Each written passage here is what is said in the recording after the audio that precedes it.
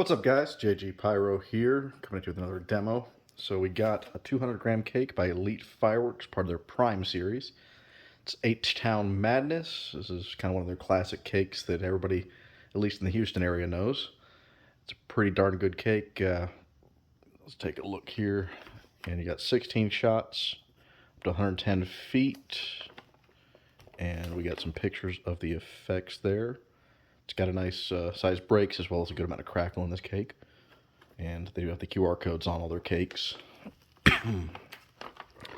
So for this cake, we have palms, brocades, dahlias, crackles, and strobe. So nice variety of effects with red, yellow, green, and silver. Let's take a look at the inside of this cake here.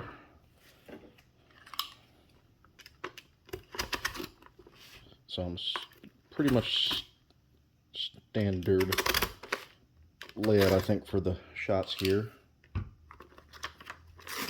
Nothing too spectacular, but pretty darn good sized tubes here. We got 4 rows of 4 for 16 shots. There's maybe 1.25 inches, maybe 1.5 inches of the shells filled up all the way here. This cake for 200 gram weighs quite a bit. So let's take this thing out there and see how it looks.